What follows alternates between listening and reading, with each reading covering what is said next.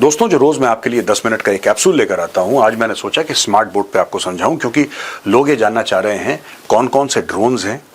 जब ईरान ने फायर करे जो इजराइल की ओर, हमें ये पता है कि तकरीबन 100 ड्रोन्स थे और अलग अलग मुख्तलिफ किस्म की बैलिस्टिक मिसाइल्स थी।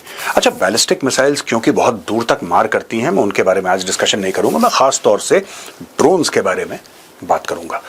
इनके पास कौन कौन से ड्रोन्स हैं और क्या ये कर सकते हैं, इनकी जो पूरी जो स्ट्रैटेजी है ईरान की वो क्या रही है, और जिसकी वजह से इजराइल परेशान हुआ और जिसकी वजह से ऑपरेशन राइजिंग लायन इन्होंने लॉन्च करा था अर्ली आवर्स ऑफ फ्राइडे। तो जब ये इन्होंने राइजिंग लायन ऑपरेशन लॉन्च करा तब इनकी थिंकिंग क्या थी इजराइल की? सिंपल सी बात है दोस्तों, 1979 के पहले, क्योंकि 1979 वो साल है जब शाह ऑफ ईरान को आउस्ट कर दिया था और खुमैनी बन गया था सुप्रीम लीडर, आयतुल्लाह खुमैनी। ये वाला खुमैनी है, ये अलग है, वो खुमैनी था, वो बन गया। और उसके बाद रिलेशनशिप जो बहुत बेहतर हुआ करते थे वो खराब दर खराब होना शुरू हो गए।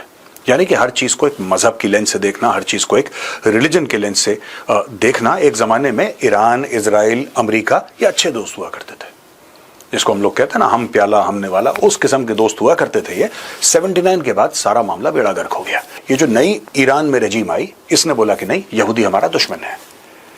तो लोगों ने बोला क्यों, कल तक तो दोस्त था, ये दुश्मन कहां से हो गया? तो फिर उन्होंने बोला नहीं साहब, फिलिस्तीन का ये है मामला। और लोगों ने पूछा भी कि साहब आपका फिलिस्तीन से क्या लेना देना? तो उन्होंने बोला नहीं साहब, हम आलम इस्लाम के लीडर हैं और फलाना ढिमका।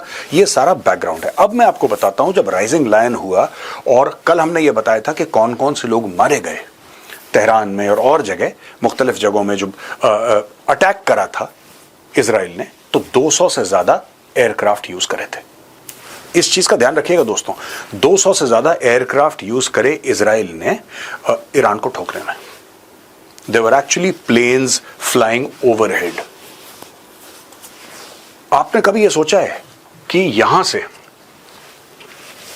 ये इजराइल है छोटा सा, इजराइल यहां तक एयरक्राफ्ट इसके आ जाते हैं, चाहे वो F-35 हो, चाहे और कोई भी इनके पास फाइटर एयरक्राफ्ट हो, इजराइल के एयरक्राफ्ट यहां से यहां तक आ जाते हैं। पर कभी आपने आज तक यह सुना है कि ईरान के फाइटर इजराइल के ऊपर आ गए हो?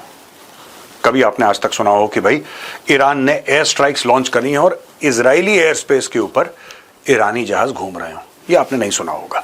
ज्यादातर जो इनका वार होता है इजराइल की ओर, आप ये देखिएगा, बैलिस्टिक मिसाइल से होता है, ड्रोन से होता है। ये फिजिकली जाके लड़ना या फिजिकली वहां पे अपीयर होकर लड़ना, ये ईरानी पसंद नहीं करते। They don't like this entire idea of physically going and fighting. You know कि हम खुद जाएं, खून खराबा हो, नहीं, दूर से बटन दबा के दूर से काम हो जाए, खुद नहीं जाना वहां पे, खुद अपने लोगों को इन्वॉल्व नहीं करना। ईरान इसमें बिलीव करता है। इजराइल की जो प्लानिंग है दैट इज स्लाइटली डिफरेंट। अब दोस्तों, ये जो ड्रोन उड़े 100 के आसपास के जो हम बात कर रहे हैं, पूरा मीडिया कवर कर रहा है, जो 100 ड्रोन्स हैं। अब माना कि ये देखिए साहब, ये किरमानशाह है और ये तेहरान है। ये बताया जा रहा है कि तकरीबन 2 जगह से ये ड्रोन्स लॉन्च हुए हैं। बैलिस्टिक मिसाइल की बात है नहीं कर रहा हूं इस वक्त, I am not talking about ballistic missiles, I am talking specifically about drones. यहां से लॉन्च होते हैं और ये ड्रोन्स जाते हैं इजराइल। अब दोस्तों, तेहरान और तेल अवीव का फासला लगभग 2000 किलोमीटर है, लगभग की बात कर रहा हूं, ब्रॉडली स्पीकिंग। और किरमानशाह और तेल अवीव का फासला तकरीबन 1500 है, गिव और take a few hundred kilometre here and there, मोटा मोटी है, ब्रॉडली स्पीकिंग। क्या ईरान के पास ऐसे ड्रोन हैं जो वहां पे जाके इजराइल को मार दें? पहली बात ये समझ लीजिए, फिर मैं आपको समझाऊंगा कि जो फेमस आयरन डोम है, जिसको लोग कह रहे हैं कि फेल हो गया, ये हुआ क्या एक्चुअली? क्या ये पहली बार हो रहा है? ये हुआ क्या? चलिए मैं आपको बताता हूं। इनके पास जो यूएवीज है, यानी कि ड्रोन समझ लीजिए यूएवी, ये मुहाजिर 10 है, इसका 2000 किलोमीटर का रेंज है। तो क्या ये पहुंच सकता है? 100%, कोई दिक्कत नहीं है।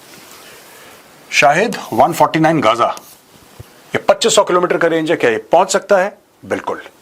फिर है फोटरोस, इसका 1700 से 2000 किलोमीटर का रेंज है, क्या ये पहुंच सकता है? इनका एंड्योरेंस देखिए, 24 घंटा, 16 से लेकर 30 घंटा, राइट। अब ये शाहिद 136 है, इसका लगभग 2000 किलोमीटर का रेंज है।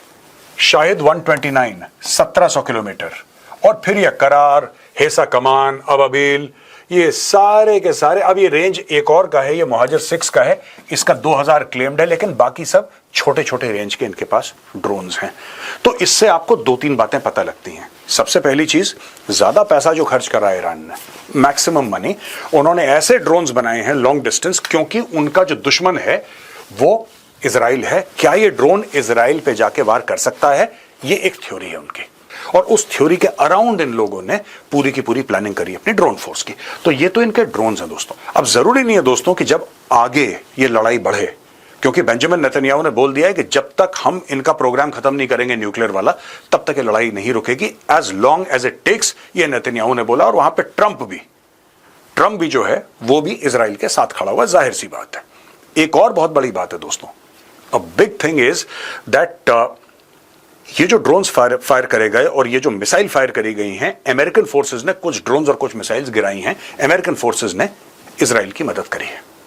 जब पहले हुए थे पिछले साल, अगर मैं आपको याद दिलाऊं, तो जब इन्होंने काफी तादाद में ईरान ने इजराइल के ऊपर फायर करा था, तो जो सऊदी अरब के ऊपर से गए थे, सऊदी अरब ने इसमें रोल अदा करा था और जॉर्डन ने इसमें रोल अदा करा था।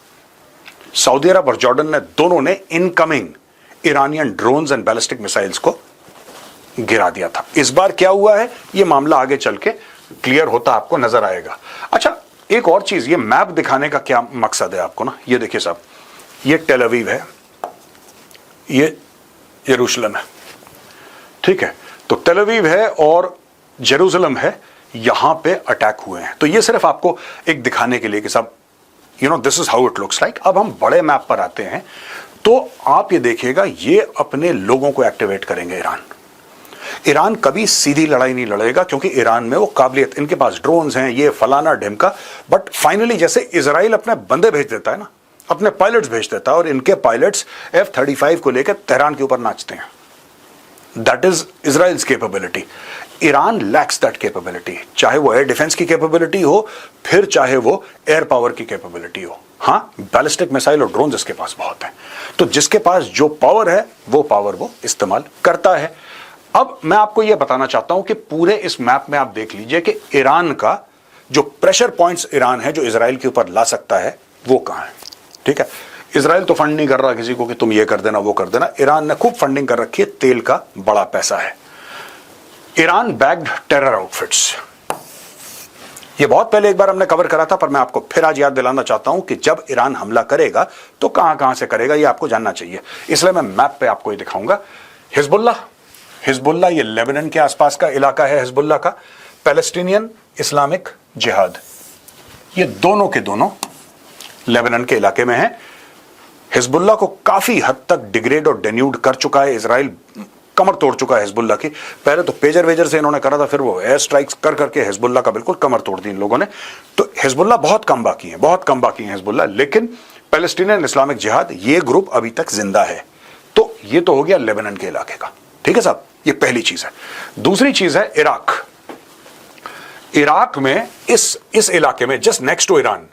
और इराक इसलिए भी इंपॉर्टेंट है क्योंकि इराक के बाद आप देखेंगे ऊपर सीरिया है, इधर लेबनान, और सीरिया के साथ ही बॉर्डर मिलता हुआ ये इजराइल और ये जॉर्डन है। ठीक है, सीरिया में तख्ता पलट हुआ था, that you are well aware of, आपको पता है, मुझे बताने की आवश्यकता नहीं है।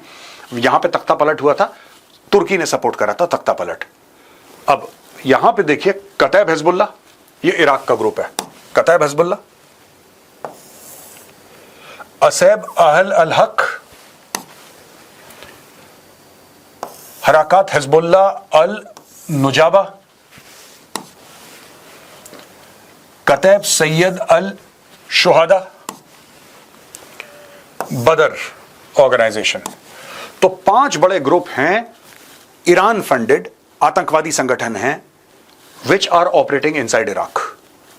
यानी कि ज्योग्राफिकल प्रॉक्सिमिटी ईरान की टुवर्ड्स इजराइल और कम हो गई। यानी कि अगर आप इस इलाके को देखें जो जटन कर रहा है, यानी कि Iran has influence not till here, Iran has influence till here.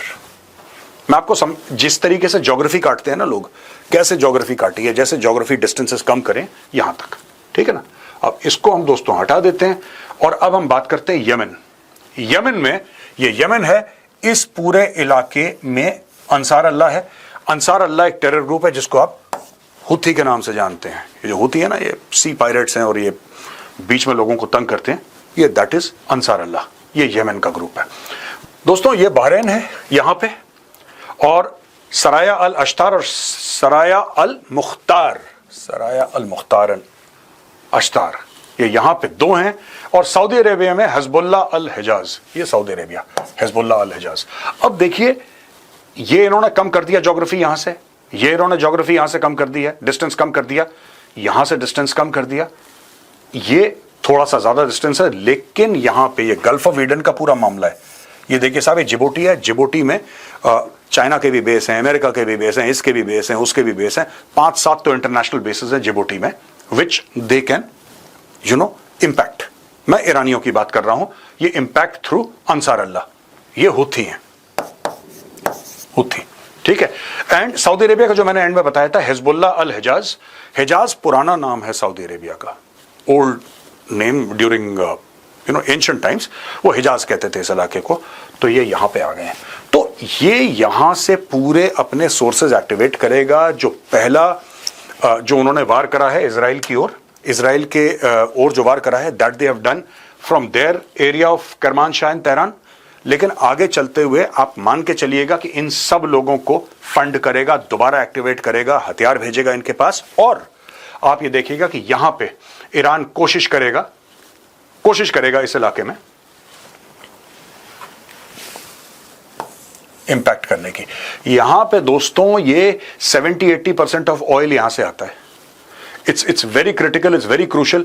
यहां पे तेल आता है, चाहे सऊदी अरब हो, चाहे यूएई हो, वहां पे बहरीन है, ओमान है, कतर है, दुनिया भर के लोग यहां से तेल बेचते हैं, ठीक है।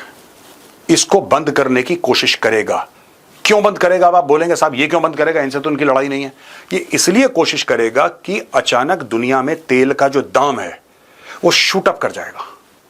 तेल का दाम, क्योंकि यहीं से सप्लाई हो रहा है ज्यादातर ऑयल, तेल का दाम शूट अप कर जाएगा। और जब तेल का दाम शूट अप कर जाएगा तो हाहाकार मचेगा, फिर इजराइल के ऊपर प्रेशर आएगा, करे यार ये कैसी लड़ाई है, बंद करो बंद करो बंद करो। ये सारी की सारी, क्योंकि इजराइल डेमोक्रेसी है, इजराइल सुनता है पब्लिक ओपिनियन, वो करे अपनी मर्जी की, लेकिन सुनना इजराइल को पड़ेगा। Israel will have to listen because Israel is a democracy.